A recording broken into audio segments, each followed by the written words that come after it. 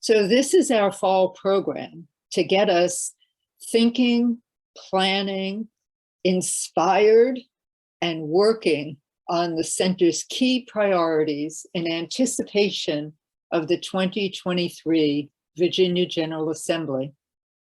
There are no state races on the upcoming November 8th ballot, so we will be working with the state senators and the House delegates who remain in office until next year.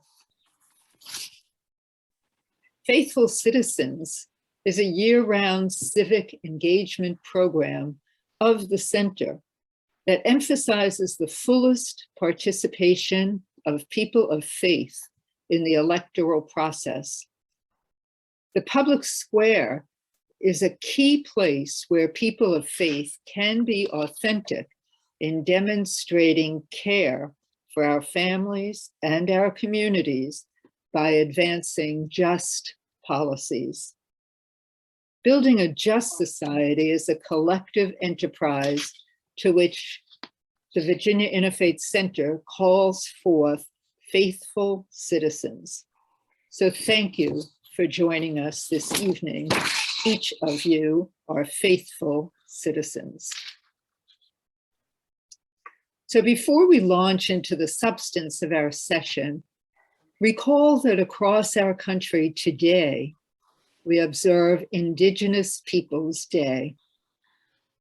Therefore, let us recognize and remember the Native people who were removed from this place where each of us presently sit. Those groups include the Piscataway, the Anacostank, the Pamunkey, the Mattapiniet, the Nanjamites, and Toxahent. We also recognize and remember the enslaved people of color, separated from their families and native lands by force, and made to labor under harsh conditions to build much of this Northern Virginia region. So let us observe a moment of silence, each through our own faith lens, for ourselves, our families, our community, our commonwealth, our country, our world, our planet.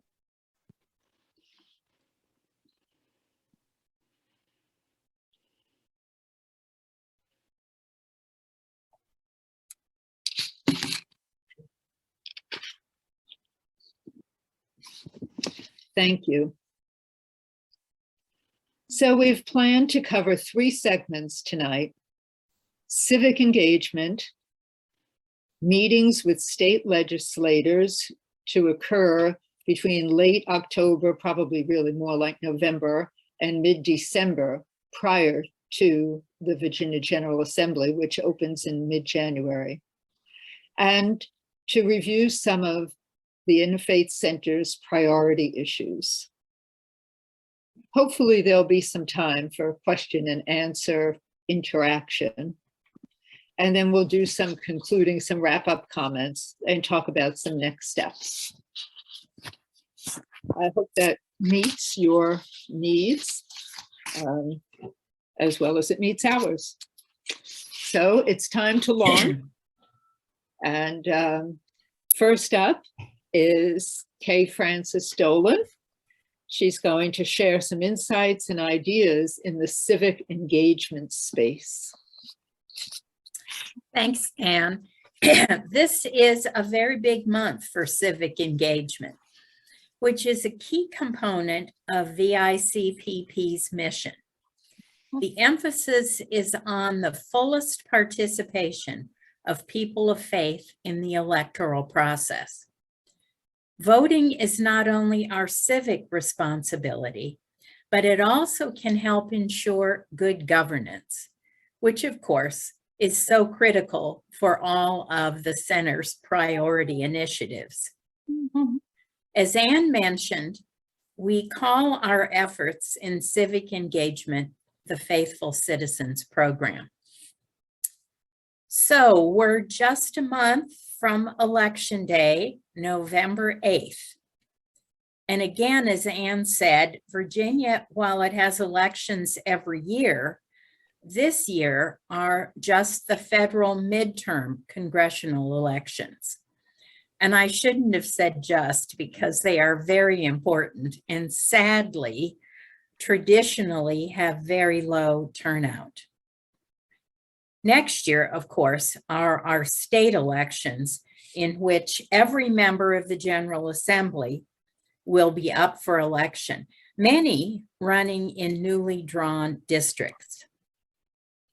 So the center has some new voter initiatives this year, which to some extent will be a dry run for our involvement in the state elections next year. So how can each of us engage in the important responsibility of voting? Well, first, you need to know the key dates and deadlines. Again, Election Day is Tuesday, November 8th, and as usual, the polls will be open from 6 a.m. until 7 p.m. The census-related redistricting process that we talked about at our summer meeting may have changed your election information. So check with your city or county registrar if you're not sure. In fact, just recently, I received a mailing from my city registrar in Alexandria confirming all of my election information. And I hope, as you already know, early voting has already started. It started toward the end of last month. And here are some other deadlines. October 17th is the last day to register to vote. And remember, you will need to register if you've changed addresses in the past year. If you miss the deadline of October 17th, you can still register to vote in person through Election Day. But registering after the 17th means that when you vote, you will cast a provisional ballot, which will be counted if the information you provide is accurate. The last day to vote by mail or request an absentee ballot is October 28th. The last day to vote early in person is the Saturday before Election Day, which is November 5th this year. So those are the key dates for all citizens. But can you, your congregation, and the center be engaged in encouraging others in the community? For example, are people in your congregation registered? Can you remind them of the deadlines? We know from research that people are much more likely to vote when they've made a plan to vote. So prompt people to make a plan. Are they planning to vote absentee by mail? Have they requested the mail-in ballot in that case? And by the way, this year, the mail-in ballots, when you return, must have a witness. Are they planning to vote early in person? Or are they voting on November 8th? And if so, will they need a ride to the polls? All of these are things that you and your congregation can prompt and remind people about. And if your congregation has either a paper or an online bulletin, you can include voter information, which will be very valuable if it's provided this month. Now, VICPP also has two special civic engagement initiatives that are being rolled out this month. And before I describe both of them, hopefully this goes without saying, but I'm going to say it anyway, which is that these initiatives are nonpartisan. We're not advocating for candidates. Instead, we're encouraging people to register and to vote. The center is collaborating with a coalition of organizations across Virginia to support voting in our state by the widest number of people. And we're also mounting an effort to ensure election integrity. We're assisting the Virginia Civic Engagement Table to recruit poll watchers, and we are helping to organize phone banking as well as writing postcard reminders to underrepresented populations and reticent voters. The phone banking initiative is via a phone app called Impactive, IMPACTIVE. Some of you may have used it or something similar. It's pretty easy to learn and involves simply contacting people by phone to encourage them to vote.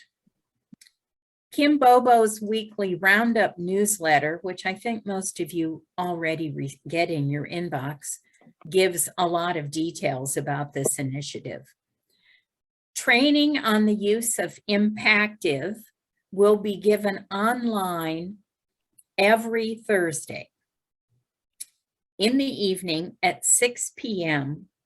starting this week through November 3rd. In fact, November 3rd will be the fourth and final training session. You only need to attend one session. They're not very long, and you can sign up online on the VICPP website. And I think Sheila's going to put the link in the chat for me. Now, we're also recruiting volunteers to be poll watchers for election protection. Again, we're doing this with another state organization. And we need volunteers in several precincts throughout the state for election day and for early voting on Saturday the 29th, Sunday the 30th, and the following Saturday, November 5th. The poll watchers will answer questions and connect voters to legal resources if they're denied a ballot or otherwise want to protest their vote not being counted. We'll be helping to ensure people have a chance to vote, which is essential. So please consider helping. If you're interested, you should email the NOVA VICPP address, and you'll then be told the next steps. And I think Sheila will put the NOVA at virginiainterfaithcenter.org address in the chat room. We hope congregations across Northern Virginia are supporting voter registration and volunteering to assist local registrars. Voter education, voter mobilization, and voter protection are all part of our civic engagement. And it's not too late to lend a hand this year. So that concludes my civic engagement report.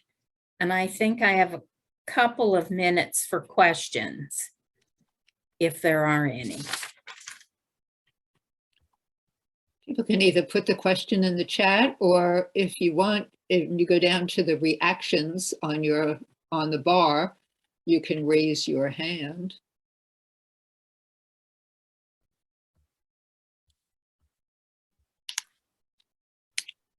Well, please. It's a lot for people to chew on. Yes. Please think about all of this. And if you have any questions that come up during the rest of the meeting, please feel free to put those in the chat. Thank you. Thank you, Kay Frances. Appreciate that. Here's an example. Jamie Conrad put a note in the chat that came just to me, I think, but talked about the fact that at their big pumpkin patch, where they sell pumpkins every year for charity, they're also conducting voter registration there. So there's an example of a congregation that's using a really good venue, because that goes well beyond the members of their faith community there. It's really a civic community project. So that's terrific. Thank you, Kay Frances. Next up, we're going to talk about the importance of meeting with our state legislators, and a little bit about why we do that, I think, is what Eva Thorpe is going to share with us. So Eva, you're on. Hi, everybody. I'm Eva Thorpe. I'm from Burke Presbyterian Church, and our congregational liaison is Nancy Morrison, who's in Florida taking care of her father's estate this week. So I agreed to kind of stand in for her to do this. And she asked me, because I'm not somebody who came to this naturally. I actually was very nervous about sitting down and meeting with legislators. And now I just totally love it. And anybody who wants to know about doing it, I'm happy to tell them stories about doing it. Kind of as I look at the whole screen, it seems to me a lot of you have done this before, but I wanted to highlight some of the things that are important in doing it, and that as I think back on maybe what I didn't know and what I think people should know would be helpful, so that as we try to recruit other people, I would hope this might also be helpful. So I wanted to begin with, we can always meet with our legislators, hopefully, but we have some big opportunities coming up to do that. One, as was mentioned by Anne, in November, once we have the VICP priorities really clear, is a time when we can begin to schedule meetings with our legislators up here, our senator or our delegate. But also many of you have gone to Richmond during Days for Our People, and there's always an opportunity then to meet with your legislator. Those are all very interesting, although maybe a little more rushed. And then there are opportunities that come up during the session. If there's a particular bill and your particular senator or delegate are standing on the fence or needing a little encouragement from constituents, it's a nice time to set up another meeting. And by now they already know you, because you met them in November and then you met them in January, so you're old friends. So I like to think of it as there's this package of opportunities to really carry the agenda forward with them. The nice thing about starting in November, or as soon as we have the agenda, the legislative priorities, is that we can usually have a little bit more time with the legislator then. Once the session starts, they're in a big hurry, and there are also gatekeepers at their front desks who, try to decide whether it's okay to come in. I was going to save this to the end, but I'm actually going to say this now. One thing that I've learned about the gatekeepers, if I say that I'm from the Virginia Interfaith Center and I represent people of faith who I have a nonpartisan agenda but want to talk about something important to them, those gatekeepers in front of the different legislators' offices are often much more open to letting you in than if you're Susie Citizen coming in. So that's something I've learned, and it's been really important to me to learn to say that comfortably and confidently. This I got from our last kind of meeting with Kim and staff, but during COVID, these meetings were virtual.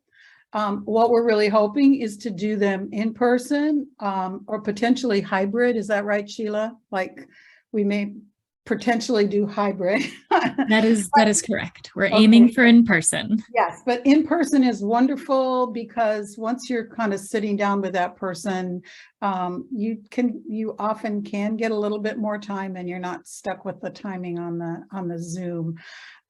So we'll be shooting for kind of figuring out how to recruit groups up here with our particular delegation and do those in person.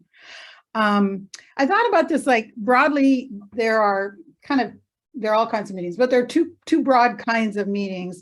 One is introducing your delegate or senator to the VICPP priorities. And so as most of you know on here, if you don't, you'll have a fact sheet, you'll have something that's an overview of the agenda and that will on it clearly identify what is the legislation that you're pushing for. By November, usually these things all have numbers and you can give them a number because they're going to want to know a number. And meeting in person is kind of nice because you should in fact highlight the number, that you want that person to be considering and voting on. And there's always a paragraph or two about each piece. So that's kind of the broad overview. But there's also another kind of meeting, which is if it happens that you have a senator or a delegate who's on a key committee that is looking at a piece of legislation. And I know I have a senator here who's a fence sitter, but also on key committees. So we're often meeting with him. I think Sue's on here, right? You've done this often with our person. So then sometimes you're scheduling a meeting that is specific to an issue and you're really seeking to spend more time just on that issue because you know how important that is. And you know how important it is that there's an advocate in the General Assembly who will carry that forward and who will speak on behalf of the issues that are important to you. Nancy asked me to just share some general pointers, and she asked me to highlight the fact that it's important that we try to get as many people as possible to go to these meetings so that our delegate or our senator knows that they have constituents in the faith communities up here for whom these are important issues. But it doesn't mean everybody has to talk. And so Nancy said, be sure to say everybody doesn't have to talk, which is really true. Because if you're like me or like Nancy, when you start doing this, you're not so sure you want to be a talker, but you want your voice to be counted. A very important thing to remember once you're moving into, I know that one of the things we'll do as we start kind of recruiting groups to meet with our specific delegates and senators is we'll need to meet again and talk things through. So these are things to remember that you'll be reminded of often. It's important to remember that these meetings are to highlight the VICPP legislative agenda. So all of us on this call have many other things that we love, we know. But this meeting is being scheduled to talk specifically about our faith community and our connection to VICP priorities. It's very good, I mentioned this, to meet ahead as a small group to decide who is going to be taking the lead, and then also who else will talk. So once we know how much time we're being given, usually the legislative aide will tell us that, then we can have some idea of how, is it 2 or 3 people or is it really just one person who's going to be speaking? And you can map that out. Your presence is important.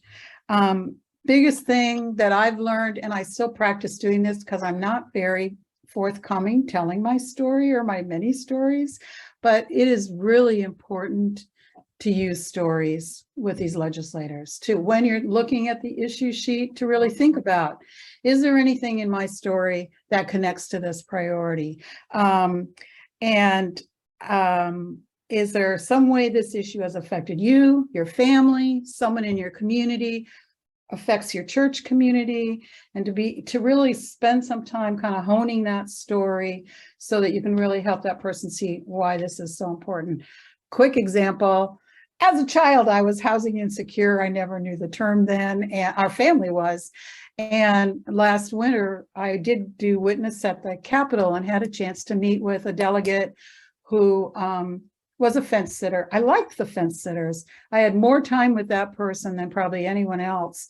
And I was able to share a personal experience about housing insecurity, but also talk about community of faith and linking something to that person's faith. So the personal story, which I had to really practice, but it was worth doing.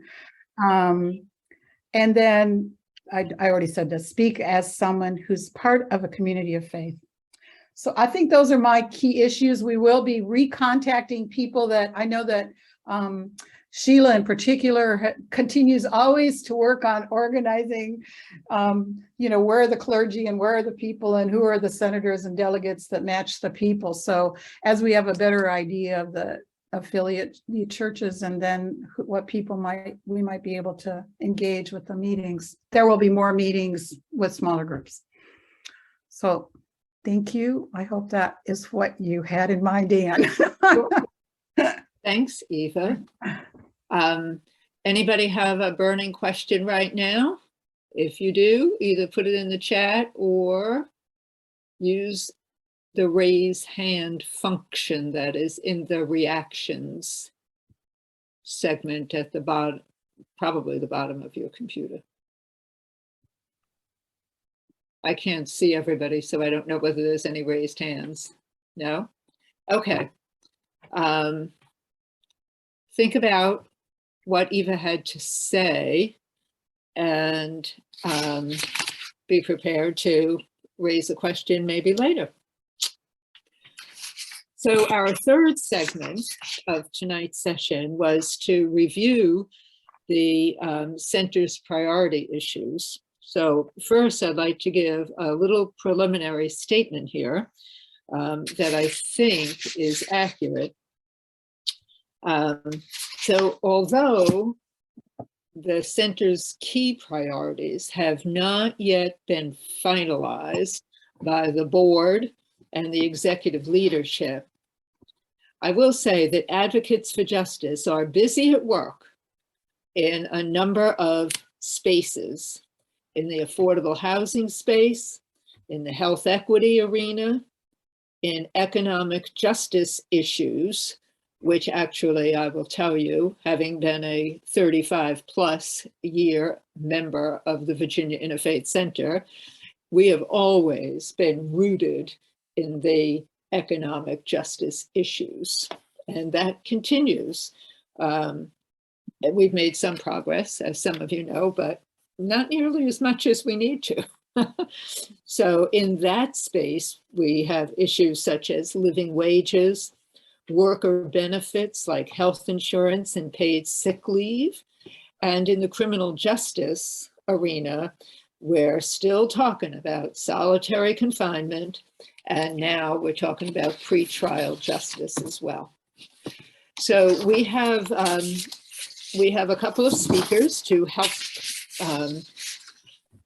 help us kind of break open a couple of these, and then others will have to refer you to the website and for you to keep a close eye on that. And I'll tell you more about that later. But right now we have June Stowe, who is longtime housing advocate, flag waver for housing, for affordable housing. And she's going to share a few things on that issue, along with Sheila, who is also for the center, lead guidance in this arena. So it's all yours, June. Okay, thank you. Last time we had a meeting in the summer, we did talk about affordable housing.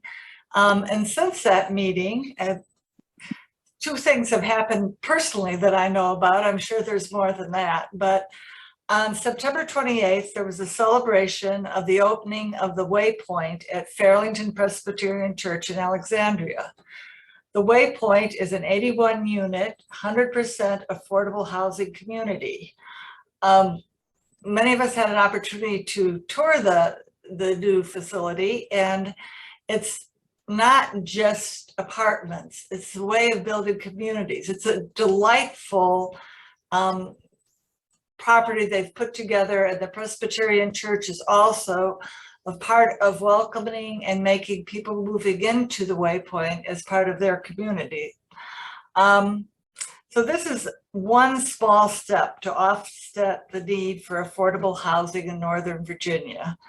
Unfortunately, the need for affordable housing is really big in the whole state of Virginia. And the shortage is, depending how you look at it, about 200,000 in affordable housing, but there are also over 300,000 low-income renters who are cost burdened, meaning that the calculation that 30% should be what you're paying for rent. There are people out there who are paying more than that 30% so that they can be housed. For me, housing, and I think for many people, housing is a necessity. It's not just a nicety. So partly tonight, I just want to talk about what we can do, because we need to get active in this. We need to be a voice for affordable housing.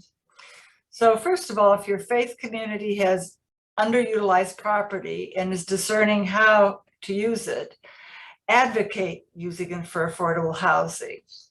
All of the faith traditions that I know call for us to care for those in need and to love our neighbors. This is one way we can show in a very solid way that we are doing that by providing a place for people to live. Next, be informed about affordable housing. Learn about the housing challenges and engage in policy discussions at the local level. I know we have a number of Alexandria, Fairfax County, Arlington, not sure what other communities we have, but find out what's happening in your city council or your county board that deals with affordable housing, and be there to support it. So that would be like to testify about affordable housing in public hearings, write letters to the editors. If you go to a county meeting or read the letters to the editor, there's always a lot of opposition. In fact, there's a name for that now, not in my backyard. And the antis will be there in force to object to any more affordable housing. And so we need you all to be housing advocates and to be heard on this issue. At the state level, advocate for increasing the budget to enable the building of more affordable housing, and also to provide funds for rental assistance and to aid first-time home buyers. A lot of all those issues will help solve many of the housing problems. And what I'm really excited about is a video that was made by Virginia Interfaith and specifically Sheila Herlihy, called Affordable Housing and Faith Communities. Sheila's going to put the link up, or have you put it up already? Anyways, there's a link for seeing this video, and I would encourage you to watch it. A, if you're thinking about doing affordable housing on your church property, and B, the other ways of advocating to keep this in front of the legislatures, the city council, etc. So, are there any questions?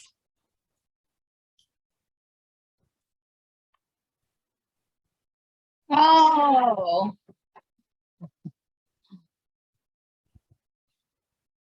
Irv has a question. I do. Thanks very much. I appreciate very much the comments you just made on affordable housing.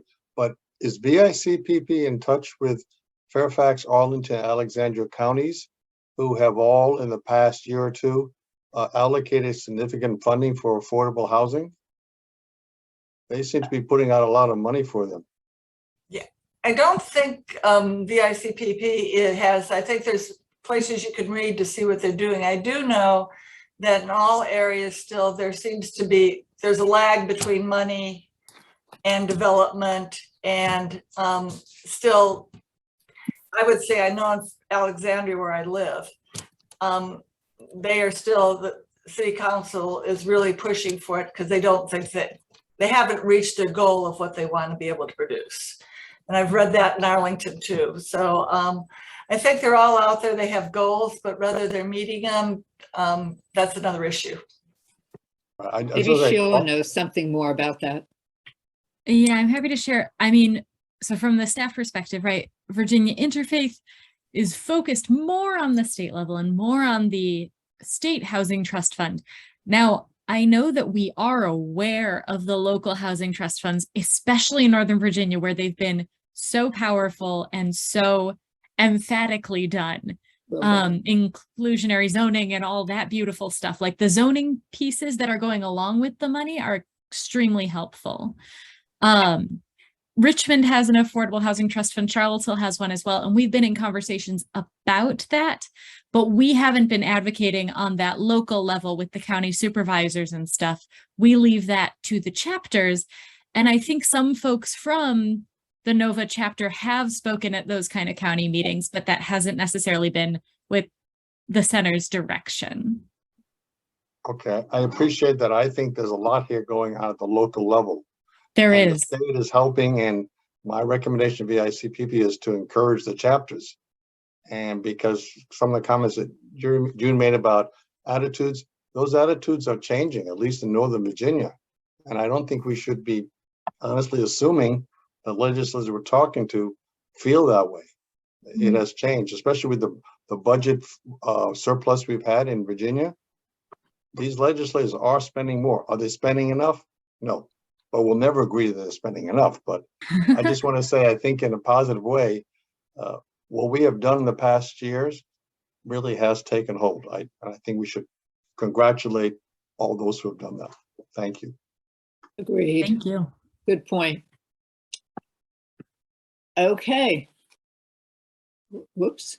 And I saw another note in the chat from Hillary about the need for not just funding, but also to deal with the exclusionary zoning and redlining, which is, of course, part of our racist history that we do need to face. Right. But as Irv said, there is a will to do that right now. And so we're trying to make that even more possible. And I just would like to add on that, the Arlington Presbyterian Church, one of the reasons they went with affordable housing was looking back at their history, realizing in their area, people had been excluded from being able to purchase land or make property. And they felt that this was a statement again from the church that this is our community and we need to make a statement against racism by providing housing for people of economic needs, racial needs that in the past have not been able to have it. Thank you so much. That's great. It's about 10 after 8, so we still have a couple of more issues to cover. So we want to get to them as well. One of our newest team members, Audrey Huang, agreed to speak some toward the issue, the health equity space that the Interfaith Center is working really diligently in. So I'll leave it to Audrey to share a few things with us. Thank you, Audrey. Thanks, Anne, and everyone else for having me. I am super brand new. I am living in Reston and grew up in Reston, but I only recently moved back after being away for many years. But I am really passionate about health equity, so I'm glad to share, at least based off of the resources I was reading, about what VICPP is doing. So there are 2 campaigns that are currently happening simultaneously. The first is the ABCs of Maternal Death campaign that I think launched this summer. And I'm not sure how much you guys have already talked about this at previous meetings, but the ABC stands for access, bias, and coverage.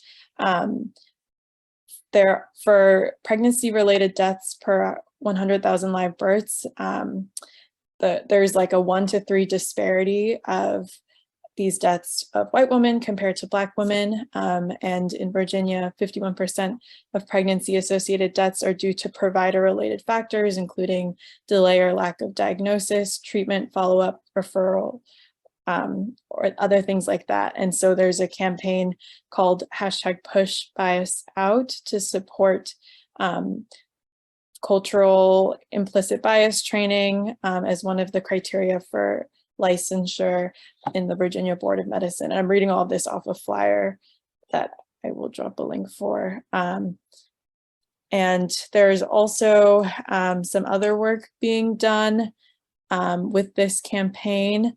In particular, there have been a series of site visits to maternal healthcare deserts, as well as roundtables that have been happening through the summer. And I think October is last month. I'm not sure of when and where these are, but I think if you're interested, you can email Dora. Oh, I can put her email in there in the chat too. I'll throw that in. Okay, yeah, thank you, Sheila. And outside of that, October is also the month in which we're observing pregnancy and infant loss awareness. And so there is a prayer vigil being hosted by the International Wave of Light this Saturday. And whatever link Sheila doesn't get, I will also drop after this. And then the second health equity campaign is the JAB initiative, which I believe now is statewide. JAB, J-A-B, stands for the three main principles of health equity, or of ethics in healthcare: justice, autonomy, and beneficence. Just sort of focusing on the history of discrimination and mistreatment towards communities of color in this country within healthcare. And this year, I think the focus is on certain commitments to ethics in healthcare aimed at rebuilding trust in communities of color. And there are brochures and window clings available for distribution that you can kind of share with your healthcare providers or other places. And I think those tangible commitments will come out soon. I think that's all I have. Thank you, Audrey. That's great. I was just getting ready to put in the chat, but I'll let Sheila just put it in, just as a reminder to everybody of what the Interfaith Center's website is, because there's lots of resource information, fact sheets on all of these key areas of work that the center has been engaged in. And I think what the challenge to the board and the staff are at this point is really trying to use a kind of laser focus on what is doable in this upcoming General Assembly. We know that, there's a lot of resistance in the House. The Senate has a very thin margin of a Democratic majority that pushes against some of the work that comes out of the House. So as Kay Frances said at the very outset, that I probably should have said, but I will reiterate and reinforce here that the Interfaith Center is nonpartisan, not bipartisan, nonpartisan. And so we don't advocate from the Republican Party perspective or platform, nor do we advocate from the Democratic Party platform. So that can sometimes always be a challenge. But all of those priority issues, there's, I think everybody on this call would agree that we all know that there are many justice concerns that we all share here in Virginia about what has gone on, what is going on, a little fear about what might go on. And so, but we can't, we're really and truly a pretty small entity. There's only so much that one organization can really focus on. So that continues to be the challenge. So in addition to, for example, the affordable housing and the health equity, the center has been very involved in the past couple of years, particularly in the criminal justice system. I always have a hard time calling it a justice system, actually. It's much more to me the criminal legal system that exists in our state.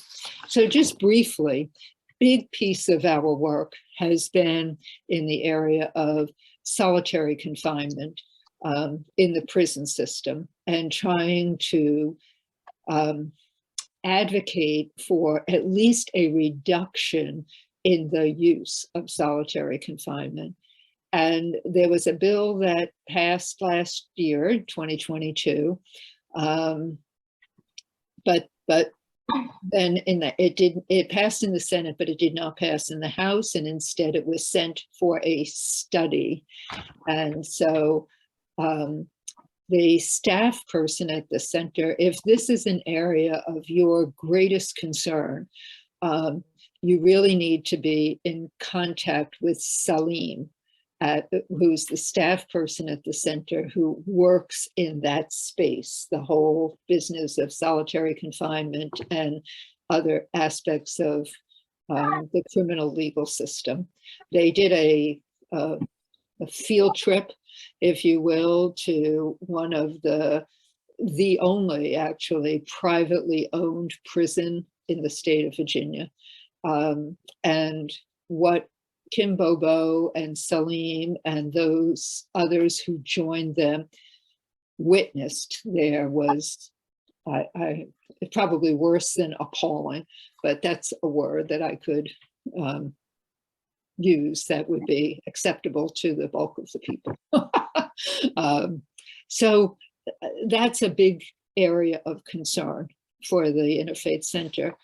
And then, as I said at the outset, the whole plethora of economic justice issues continues to drive a lot of the work of the staff and all of us who are advocates for justice in the Commonwealth of Virginia.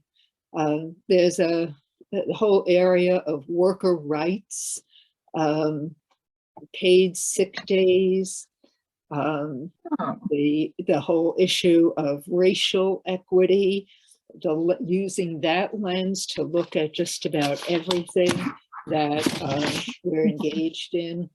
Big problems with guns everywhere, but especially or also in Virginia.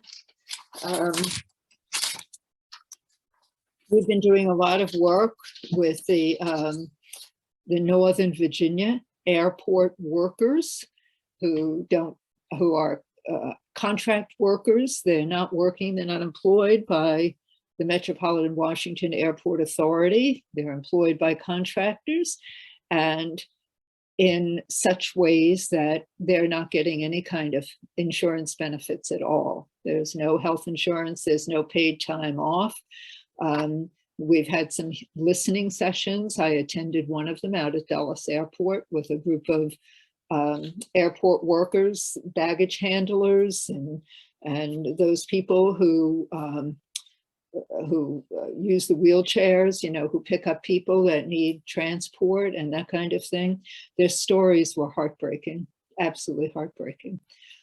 So that's a big area of concern for us as well.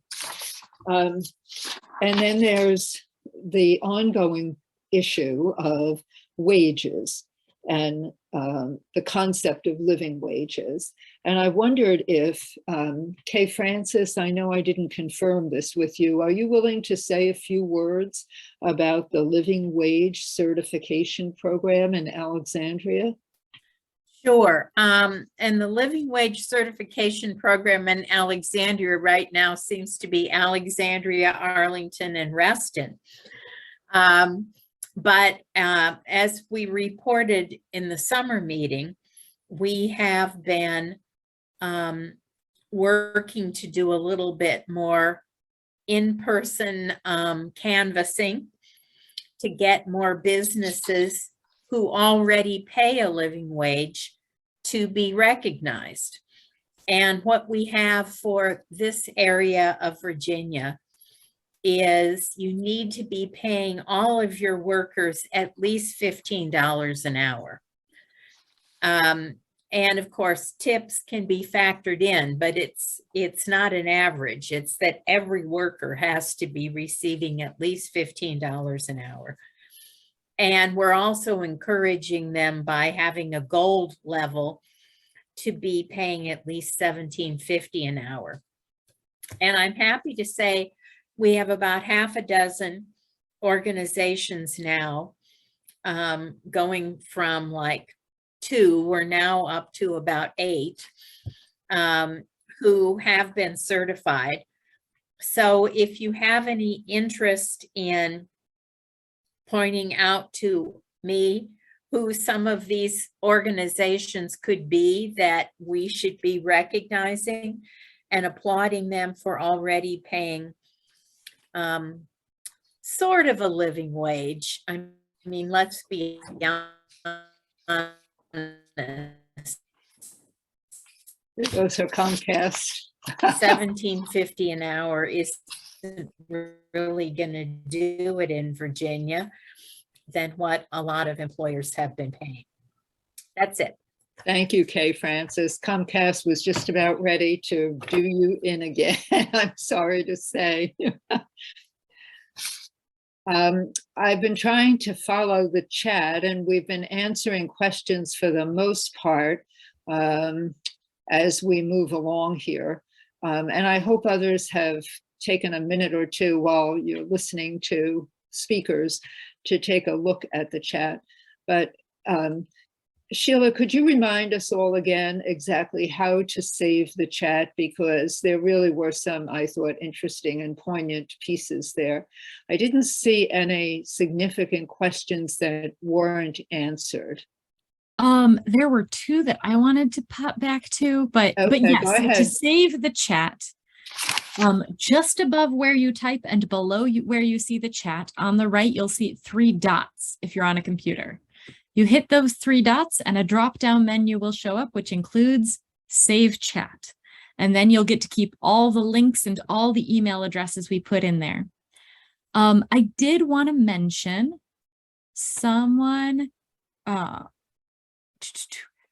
had asked about the 130,000 registrants who were returned for errors, voters whose registration was bounced back for errors. I saw 107,000. Are you talking about the DMV error? I think Ed has signed off already. Oh, well, beautiful. I will assume he's talking about the problem with DMV computers. I think so too. You may recall when you go and renew your license, they'll ask if you're registered to vote and if you want to be. And that's where a lot of people register. They had a problem with their computer systems over the summer, and those registrations were not communicated with the local Board of Elections in different cities and localities around Virginia. So those have been discovered and have been bounced back to the localities. They should all be fixed before the November election. So that was one that I wanted to make sure to touch on. If you're concerned, or if someone you know is concerned, you can look up your own voter registration information at a link that Anne provided, but we can throw it back in the chat again. Or, just look it up online. And if it's not up there, you can register yourself online. Yeah. And in terms of whether there are people at churches who are doing affordable housing to contact, the shortest of answers is yes. And the longer answer is talk to myself or June for more details. Because I'm not going to go into all of that. It's 8:28. Sure is. We have, I'm still looking if anybody's got a raised hand up there, but I think we covered most of it. And frankly, the website has a significant amount of information on there about specific issues. And I think you all know how to get in touch with us, nova@virginiainterfaithcenter.org. And we're happy to get back to you with specific ideas. We are going to be looking for people to organize those in person or Zoom visits with legislators in your local area, particularly in November. So you will probably all be hearing from us again because Sheila now has the list of everybody who participated here and everybody who registered. So we'll be back. So what did we hear tonight? You know, the Interfaith Center is all about learning, praying, and then acting. So here are some of the things that I think we talked about. Check the voter or actions for you to take. Check the voter information for yourself and entice your family members to do the same. And there was a link that I put in the chat. It's the Department of Elections in the state of Virginia. You go to that website and it just is very fascinating. You put in your name and it pops up everything, tells you where to go vote, when to vote, who you're voting for, ballot, and that kind of stuff this year. Use your power and support elections. Help at the polls, write postcards, encourage your congregation to encourage worshipers to be faithful citizens. Help us to organize a small group delegation to meet your state legislators, your delegate and your senator in November. I've already had a couple of people tell me in the chat that they would be willing to organize for their state senator and their state delegate. So if you're willing and able, a lot of you have done this before, so you know the ropes. Check out the center's website, really read the materials. Allow yourself to get inspired to be an active advocate for justice. In accordance with your faith tradition, offer prayers for our country, our commonwealth, our local jurisdictions, for the democracy that we've come to know, expect, and really appreciate. Respond to action alerts on justice issues, especially those that are issued by the center. Open that weekly message that you get from Kim Bobo. It's called the Weekly Roundup. Read it and then take action as you're asked. Sheila told me last week that fewer than 20% of those emails are opened. So at least we can do that, right? And of course, as I often say, remember, the Virginia Interfaith Center for Public Policy is a 501c3 organization. It's dependent on financial support from individuals and from your congregations. In my church, October is Stewardship Month, so it's a perfect time to remind them to send their support check to the Interfaith Center. And next month, we celebrate Thanksgiving. So we're grateful to the Virginia Interfaith Center for all that it does. And perhaps we can show our gratitude with our checkbook or our credit card or our IRA. So together we're learning, we're praying, we're acting. I thank you for joining us tonight. You know where to find us, nova@virginiainterfaithcenter.org. Thank you all very much for coming. Appreciate it.